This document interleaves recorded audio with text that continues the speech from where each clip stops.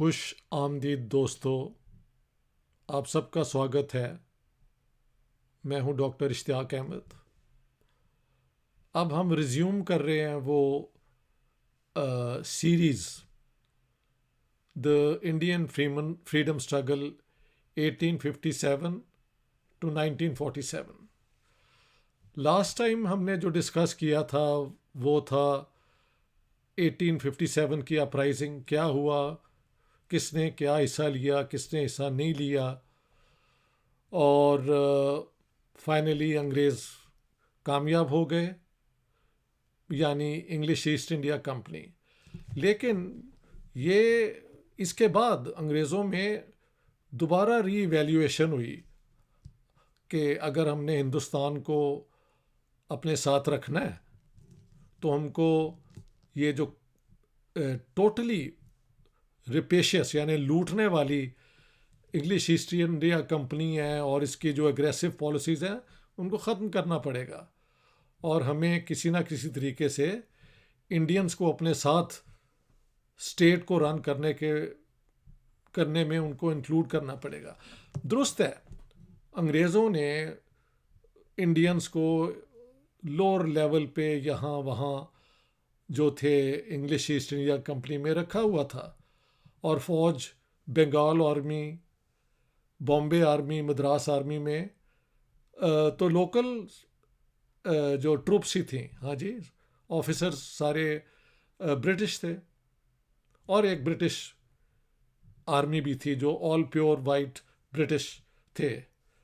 Never more than 50,000 55,000 sorry, मैंने सुना एक दफ़ा।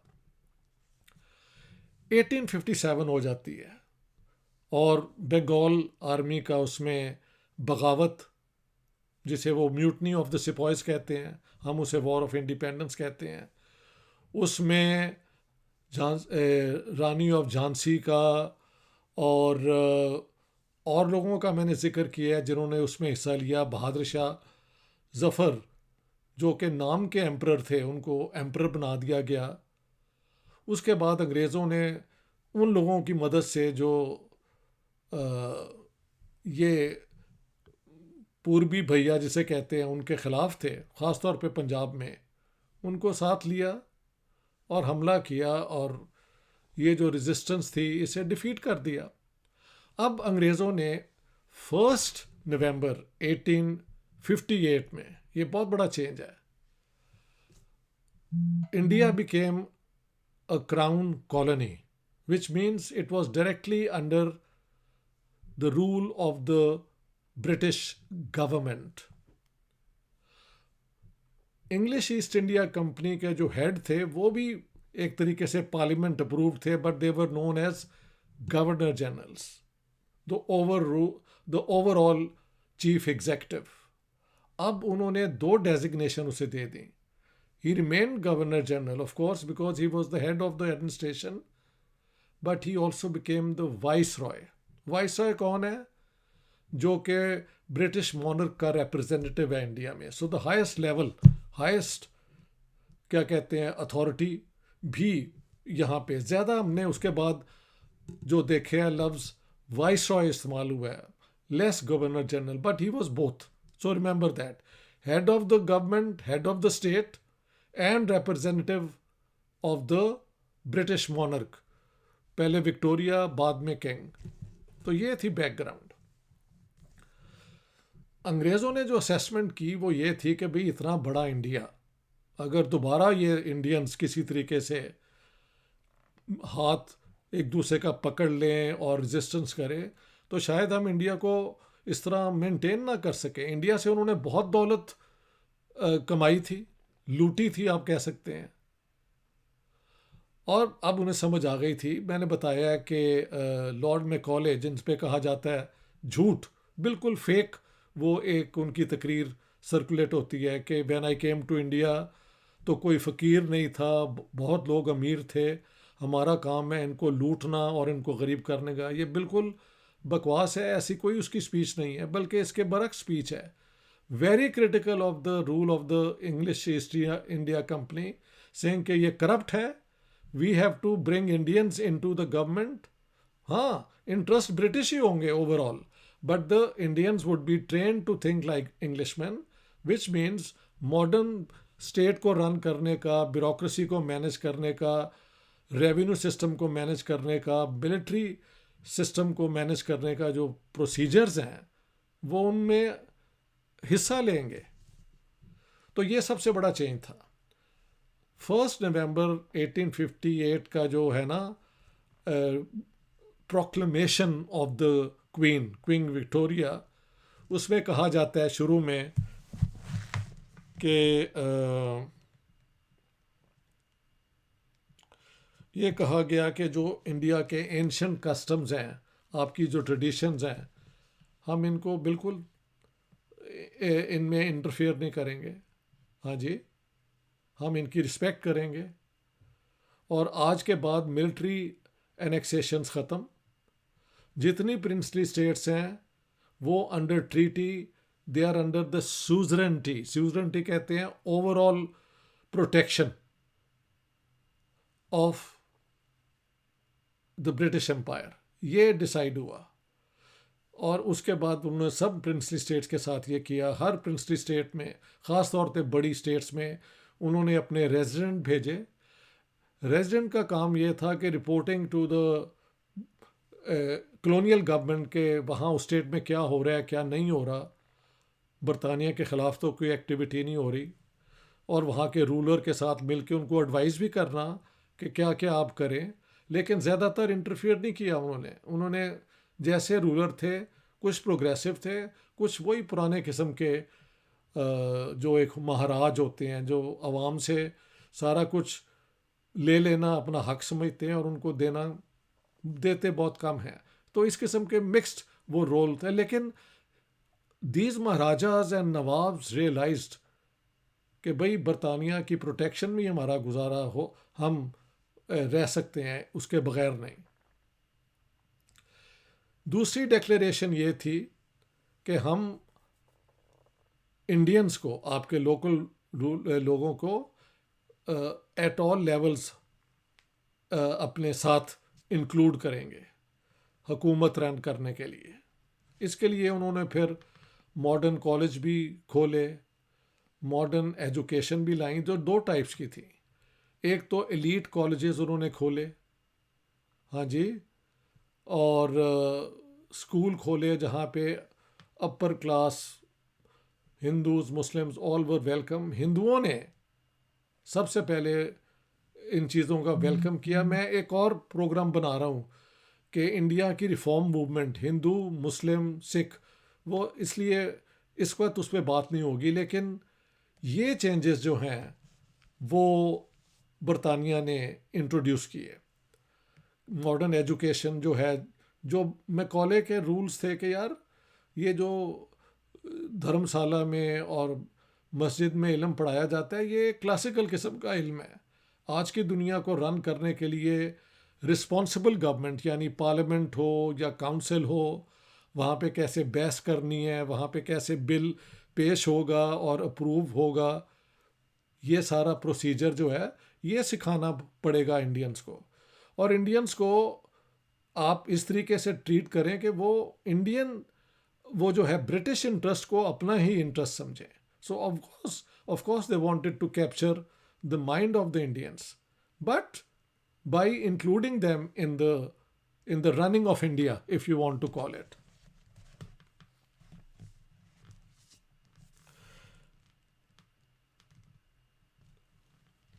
ये तो है एडमिनिस्ट्रेटिव रिफॉर्म्स। एक और तरीका था कंट्रोल करने का, जो मैंने बताया आपको। प्रिंसली स्टेट्स को इनडायरेक्ट उन्होंने कहा ठीक है आप ऑटोनमस हैं, अपने स्टेट में जो आप चाहें करें, हाँ रेजिडेंट हमारा आपको एडवाइस करेगा और उसको you have to listen to him. जब तक आप हमारे साथ इस तरह चलेंगे, we will provide you all protection. Foreign affairs आपके और डिफेंस ये हमारे हाथों हैं, वो आपके पास नहीं है। Internal matters you can do as you please. साथ साथ उन्होंने लैंडलॉर्ड क्लास को सारे हिंदुस्तान की अपने साथ मिलाया। देखें, लैंडलॉर्ड दुनिया में कहीं भी फ्रीडम स्ट्रगल का हिस्सा नहीं होते। वो तो यही चाहते हैं कि जो एक पुराना फ्यूडल सिस्टम है, हायरार्की हो महाराज का या नवाब का या चौधरी का, ज़िमींदार का, पीर का, बड़े ये जो रिलीजियस फिगर्स हैं इनकी अथॉरिटी को सब माने, कोई इनको क्वेश्चन ना करे, ये इस किस्म का सिस्टम जो है बाकी भी हिंदुस्तान में उन्होंने इनकरेज किया।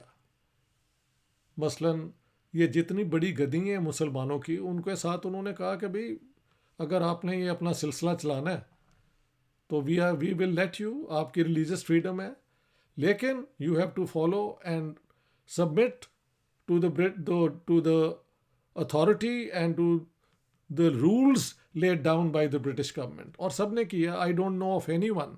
पंजाब में ज़रा रेजिस्टेंस हुई तो उनको उन्होंने उड़ा दिया। सिंध के अंदर हुई थी, we'll come to that later. कहीं कहीं लोगों ने, मुसलमानों ने, हिंदुओं ने, सिखों ने रेजिस्ट भी किया ब्रिटिश रूल को, लेकिन एज वी वुड लर्न सबको उन्होंने बड़ी बुरी तरह क्रश किया। हाँ, उनके साथ मिल जाए तो आपको ज़मीनें भी मिल जाती हैं, आपको टाइटल भी मिल जाते हैं, खान बहादुर या राय बहादुर, ये टाइटल थे। सर का सबसे बड़ा टाइटल था। ये भी कहना चाहिए कुछ लोगों को उन्होंने टाइटल इसलिए दिया कि वो बहुत काबिल थे, वो अपनी अपनी फील्ड में स्कॉलर थे या वो रिफॉर्म्स कुछ कर रहे थे जो जिससे दुनिया को, इंडियंस को फ़ायदा हो रहा है। तो ये नहीं कि उन्होंने सारे जो टाइटल्स दिए हैं वो सिर्फ करप्ट लोगों को या उन लोगों को जो सिर्फ अंग्रेज़ के साथ मिल के काम करना चाहते थे, कॉम्पिटेंट लोगों को भी उन्होंने दिए। लेकिन ये कहते हैं a system of distributing titles, and once you accept the title you are loyal to the British crown. It's as simple as that.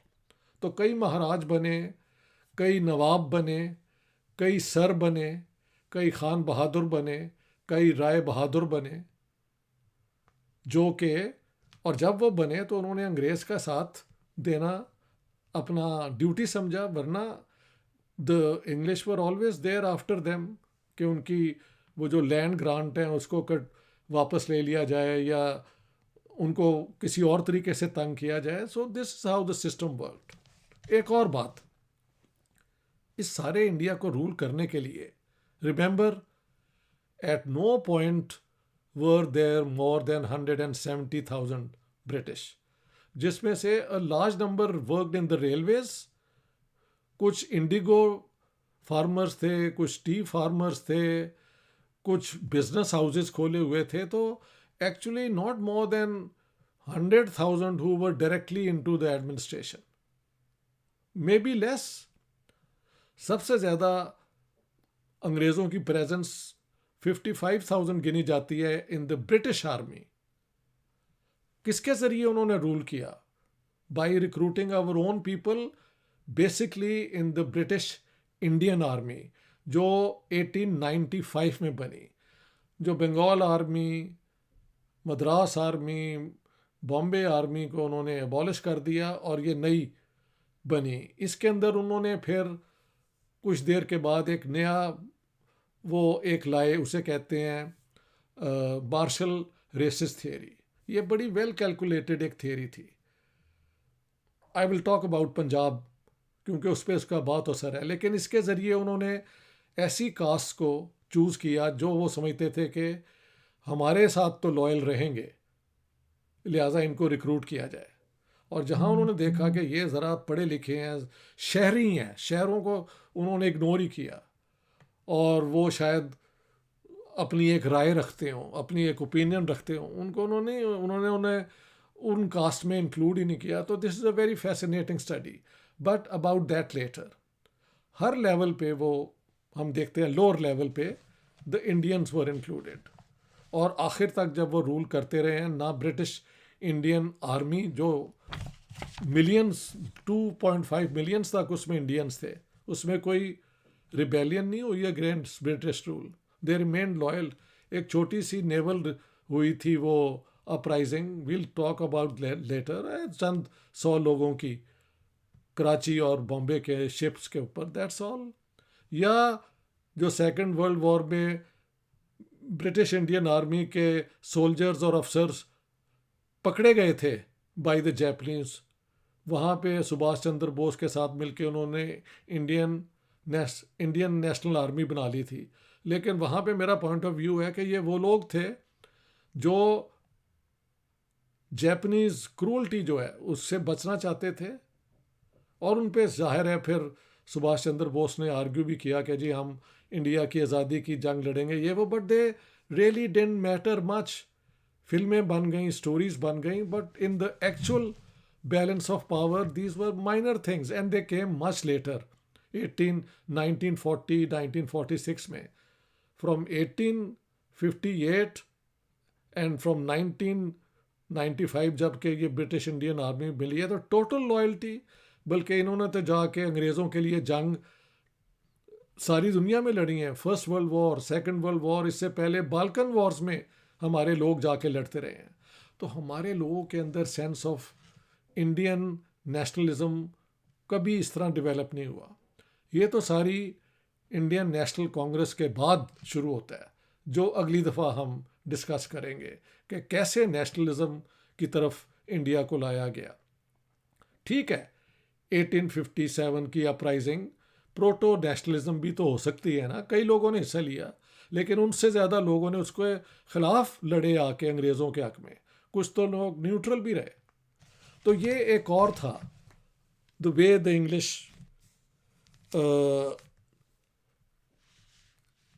ये ख़ास तौर पे पंजाब को उन्होंने एक एडमिनिस्ट्रेटिवली भी अलग सिस्टम ही रखा बड़ी देर तक, क्योंकि they wanted to use Punjab for many reasons. एक के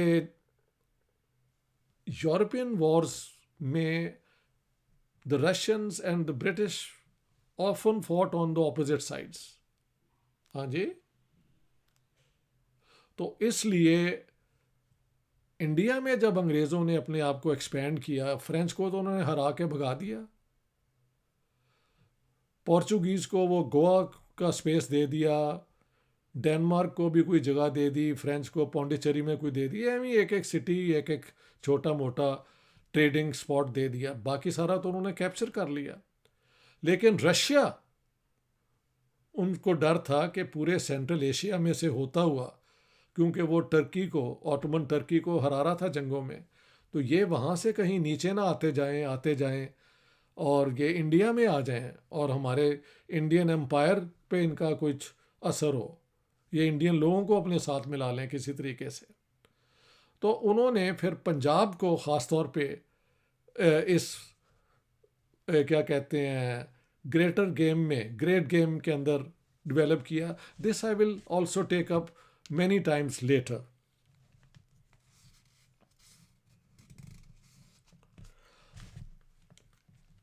ये जो अब सवाल था कि ठीक है इंडियंस को अपने साथ तो ले लें, जो लिबरल्स थे मैकॉले वाले वो तो इसके हक में थे कि जब आप इन्हें एजुकेशन देंगे तो वो भी मॉडर्न सोच रखेंगे और अंग्रेज़ हुकूमत के साथ देंगे, जो कि उन्होंने दिया भी, क्योंकि जिन्हें सैलरी मिले, पेंशन मिले और लॉ एंड ऑर्डर हो। उससे पहले तो हर 10-15 साल के बाद इंडिया पे अटैक हो जाता था, ये नॉर्थ वेस्ट फ्रंटियर से, अफ़गानिस्तान से और इधर उधर से। ठीक है, महाराजा रंजीत सिंह के दौर में वो थोड़ी देर के लिए रुके, लेकिन वो दोबारा रिवाइव हो सकते थे। लेकिन once the British had captured the whole of India, complete stop to that, no more attacks on India from the north west. ये बहुत बड़ी अचीवमेंट थी। और जब आप हमले बंद कर देते हैं तो फिर वहाँ पे आप डेवलप भी जल्दी जल्दी करते हैं। इस पूरे इंडिया के अंदर फिर जो टेक्नोलॉजी उन्होंने यूरोप में डेवलप की थी स्टीम इंजन के ज़रिए, हाँ जी, और बाकी इन्वेंशंस जो हुई वो इंडिया के लिए अंदर ले आए। उनमें सबसे बड़ा नेटवर्क तो रेलवेज़ का है। ब्रिजेस बनाए, जो उससे पहले आप देखेंगे इंडिया में ब्रिजेस का कोई रिवाज नहीं था, ये छोटे मोटे कहीं होंगे, बल्कि जो अक्सर ये था कि जो किला है उसके इर्द गिर्द एक पानी की वो होनी चाहिए स्पेस डीप, ताकि अगर कोई हमला करे तो उसको वो क्रॉस करना पड़े और ऊपर से आप तीर मार के और ये मार के उनको भगा दें।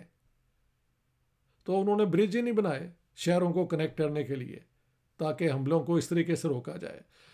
द ब्रिटिश जब उन्होंने नॉर्थ वेस्ट से हमले ख़त्म कर दिए तो फिर उन्होंने रोड नेटवर्क जो मॉडर्न बनाया, जो स्कूल मैंने जिसका जिक्र किया है, college, Calcutta became a university town, Bombay became, later on Lahore and Punjab became. ये कमाल की उनकी रिफॉर्म्स हैं। मैंने ये बताया यार, आप हमेशा एक कि जी फॉर एग्जांपल जब तक अंग्रेज नहीं आए, महाराजा रंजीत सिंह तक, जिसके पास तलवार है वो रूलर है कामयाब। ये ख़त्म हो गया।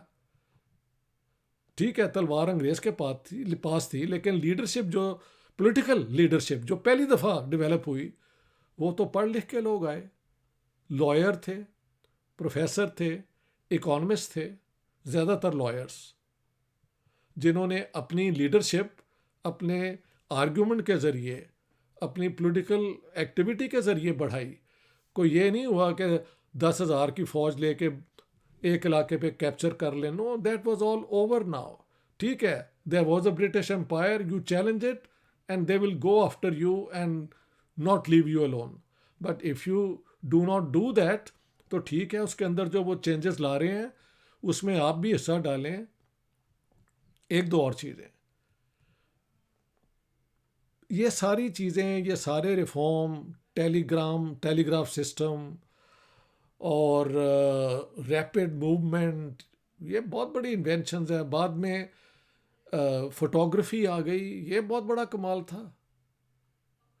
हाँ जी, ये आप नहीं समझते कि फ़ोटो उतारना और फ़ोटो रखना कितना बड़ा एक चेंज है दुनिया में, मेमोरीज़ को प्रिजर्व करने के लिए। उससे पहले तो किंग्स के पास ये नहीं था। ठीक है, पोर्ट्रेट बनते थे। उसके बाद सिनेमाटोग्राफी आ गई, moving, all this change the way people thought and how they understood the world. दुनिया से बाहर से इंफॉर्मेशन आनी शुरू हो गई, इंडिया के मुतल्लिक इंफॉर्मेशन दुनिया में जानी शुरू हो। एक और बहुत बड़ा चेंज आया, द न्यूज़पेपर। उससे पहले कोई न्यूज़पेपर का रिवाज नहीं था। ठीक है, न्यूज़पेपर्स एक कोड ऑफ कॉन्डक्ट जो हुकूमत को जो एग्री किया जाता था उसके मुताबिक काम करते थे, लेकिन क्रिटिकल भी रिपोर्ट्स आ जाती थी। कम से कम जो डेली हो रहा होता था वो रिपोर्ट हो जाता था। इवेंट्स, क्राइम, कल्चरल इवेंट्स, ये सारी ज़िंदगी को नए रंग से उन्होंने भरा।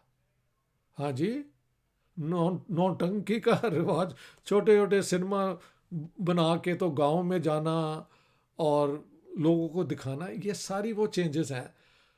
For the first time in life, in for 2-3 hours people were sitting in cinemas and enjoying a flight of imagination, जो चाहे एक उनको ड्रीम दिखा दी। तो ये कहाँ कब हुआ? जब India became a crown colony of the British.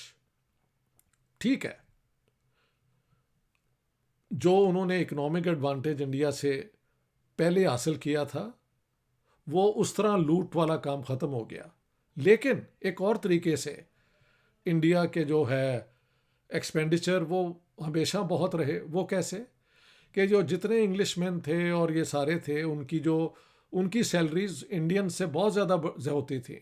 उनकी मेंटेनेंस, उनके अलाउंसेस, वो सारी इंडियन गवर्नमेंट देती थी अपने पास से। तो बड़ी ह्यूज सैलरीज ये जो आर्मी ऑफिसर्स थे और आईसीएस ऑफिसर्स थे और हायर अप जो एरिस्टोक्रेसी के लोग यहाँ पे काम, तो दौलत यहाँ से जाती ही रही, इसमें कोई शक नहीं है। एक और भी है कि ठीक है, उन्होंने इंडस्ट्रियल डेवलपमेंट को बिल्कुल नहीं रोका, लेकिन उसको इनकरेज बिल्कुल नहीं किया। कोशिश यही रही कि जो भी प्रोडक्ट ब्रिटिश इंडस्ट्री प्रोड्यूस कर रही है वो यहाँ पे बिके।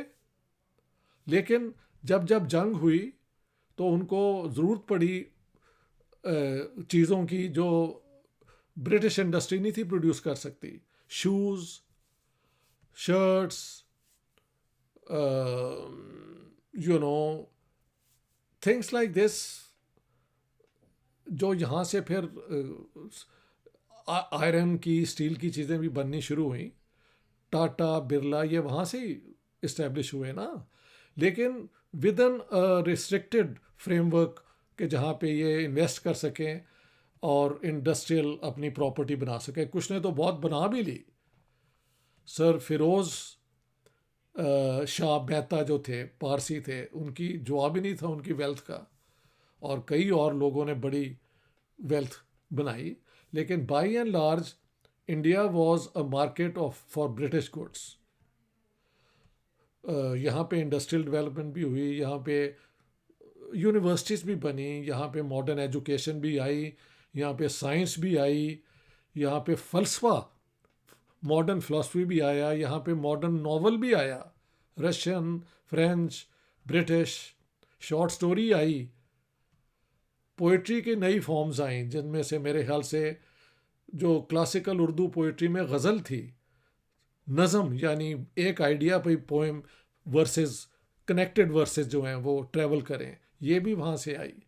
तो ये कल्चरल डेवलपमेंट भी साथ साथ हुई। इसमें कोई शक नहीं कि अंग्रेज़ों की इसमें ठाट बाट अपनी जगह थी। लाहौर के मैं जानता हूँ क्लब, जिम खाना क्लब और पंजाब क्लब, उनके बाहर लिखा होता था Indians and dogs not allowed. 1929 में जाके जो पढ़े लिखे अच्छे इंडियंस थे, यानी हिंदू, मुसलमान, सिख लाहौर के, उन्होंने जोर डाल डूल के तो कॉस्मोपॉलिटन क्लब बनवाया जहाँ पे सिर्फ इंडियन जाते थे। तो ये इस किस्म की division between the ruler and the ruled वो कायम रही। उन्होंने कहा ठीक है, आप पंजाब असेंबली भी बनाएं, वहाँ पे इलेक्ट भी हों, अलबत्ता गवर्नर का पॉइंट और वो हमेशा कायम रहेगा, everything would be under British supervision. ये तो हाँ, उसमें दो ओपिनियन थे। एक तो यही मैं बता रहा हूँ, मैकॉले के फॉलोअर्स, कि अगर इंडियंस को हम एजुकेट करें तो ये ब्रिटिश इंटरेस्ट को मानेंगे, और ये उसका प्रूफ भी मिला। एक और पॉइंट ऑफ व्यू था कंजर्वेटिव, आर्च रिएक्शनरी, चर्चिल और इन लोगों का, कि इंडियंस इस काबिल ही नहीं है कि ये डेमोक्रेसी सीख सकें, ये रिस्पॉन्सिबल गवर्नमेंट सीख सकें। मौका दिया जाए तो ये एक दूसरे के साथ लड़ना शुरू कर देंगे, और ये कास्ट रिडन है। हिंदुज़म के अंदर जो कास्ट है वो ह्यूमैनिटी के साथ एक बहुत बड़ा जुल्म है। इस्लाम के अंदर फनेटिसिज्म है। ये सारी राइटिंग्स जिन्ना की किताब में मैंने मेंशन की हैं, जो अंग्रेज़ों की सोच थी कि इंडियंस चाहे वो मुसलमान हों, हिंदू हों, सिख हों, ये एक इन्फीरियर किस्म के लोग हैं। इनका कल्चर जो है वो इसी जगह पे है। जो लिबरल्स थे उनका ख्याल था कि ठीक है, हमारी सुपरविजन, हमारी लीडरशिप तो ज़रूरी है, लेकिन इंडियंस भी through education, through training, through experience can develop modern ideas of democracy, self government, political parties, where you argue, you listen, you accommodate, ये सारी चीज़ें फिर मानना पड़ेगा कि जो मॉडर्न इंडिया बना, जिसको बाद में उन्होंने पार्टीशन भी किया, ये भी बात सही है एंड में, ये अंग्रेज़ों की देन है। ऐसा इंडिया कभी पहले नहीं था। अशोका ने भी एक दफ़ा इंडिया को यूनाइट किया, अकबर ने भी किया, औरंगज़ेब ने एक दफ़ा बहुत बड़ी एम्पायर बना ली। ये सब all is true, but they were all ruled under a different set of procedures. जो अंग्रेज़ लेके आए और जो मॉडर्न इंडिया आज आपका है और हमारा पाकिस्तान है, उनमें अक्सर चीज़ें अंग्रेज़ों की दी हुई हैं, जिनको मानना मेरे ख्याल से बिल्कुल अकल की बात है। You can't deny the facts as they exist, कि जी अंग्रेज़ों ने ये सब अपने इंटरेस्ट के लिए किया था। ये मैं अक्सर सुनता हूँ। मैं कहता हूँ of course, absolutely, they would do nothing against their own interest, but interest enlightened भी तो हो सकते हैं ना, कि हमने इनको मार मार के हुकूमत नहीं करनी, इनको मिला के भी करनी है। This is an interesting thing. इनको मॉडर्न एजुकेशन का भी चांस दो, इनको बताओ साइंस क्या है, फ़लसफ़ा क्या है। तो मैंने कहा इससे पहले जो रूलर रहे हैं इंडिया के, उन्होंने अपने इंटरेस्ट में नहीं रूल किया, उन्होंने अपने इंटरेस्ट में रूल किया, बल्कि उन पे तो इल्ज़ाम है कि उन्होंने लोगों को बहुत कम दिया डेवलपमेंट के तौर पे। ज़्यादातर स्टेट ले जाती थी और जो अपर क्लासेस हैं वो एंजॉय करती थी। हो सकता है ये इतना सही ना हो और अंग्रेज़ों ने ज़रा एग्जैजरेट किया है, लेकिन सच्ची बात तो ये है कि बहुत अच्छे महल मिल जाएंगे आपको, मंदिर मिल जाएंगे, लेकिन आम लोगों के घरों का स्टैंडर्ड ऑफ लिविंग, बेतहाशा लोग जो हैं वो तो, जो हमारे विलेजेस हैं वो दुनिया में कहीं नहीं है। एक हट, उसके अंदर सारी उम्र गुजर जाती है। हमने आम लोगों के लिए कोई खिदमत नहीं की। यही कहा कि आप बर्दाश्त करें अगले जहाँ, जो बस वही टेमली वही करें जो आपका मुकद्दर है, जो आपका जो आपका कर्म है, और यही करेंगे तो शायद अगली दफ़ा आपको कोई रिवॉर्ड मिल जाए। मुसलमानों में भी ये इसी किस्म के आइडिया थे। मैं कहता हूँ कि इंडिया के जो मुसलमान हैं दे आर हिंदू मुस्लिम्स। कई वो बातें जो बाकी, मैं तो क्योंकि अरबों को मिलता हूँ, तुर्कों को मिलता हूँ, ईरानियों को मिलता हूँ, उनको समझ ही नहीं आती जो मैं बातें बताता हूँ कि हमारे यहाँ क्या क्या होता है। फॉर एग्ज़ाम्पल जो सूफीज़म हमारा है वो कहीं और नहीं है, ना इराक में है ना ईरान में है, उनका अपने तरीके से है। और अरबों में तो है ही नहीं, बहुत कम है। हमारी जो है सूफीज़म वो भी बेसिकली हिंदू आइडियाज़ जो हैं पैंथीज़म के, गॉड इज़ एवरीवेयर, वहाँ से लेके तो वादतुल वजूद, द यूनिटी ऑफ क्रिएशन का आइडिया लिया गया। Beautiful idea. इसको मैं कहता हूँ सिंथेसाइजिंग एक्सपीरियंसेस। सिंथेसाइज, मिलते हैं दो कल्चर तो एक दूसरे से सीखते हैं, एक दूसरे को फर्टिलाइज करते हैं। अंग्रेज़ जब आए तो उन्होंने एक नई कल्चरल, एक नई सिविलाइजेशन एक्सपीरियंस लाए और छोड़ के गए। ये है मेरा आज का वीडियो। जो अंग्रेज़ों ने किया उसको मैंने दोनों तीनों तरीके से आपको एक्सप्लेन कर दिया है। Now it's up to you to evaluate के उनके अंग्रेज़ों का जो after India became a British crown colony on 1st of November 1858, उसके बाद जो चेंजेस आए अंटिल 1947, वो क्या थे, वो क्यों थे और वो कैसे हुए। Thank you very much for today. All the best. See you letter.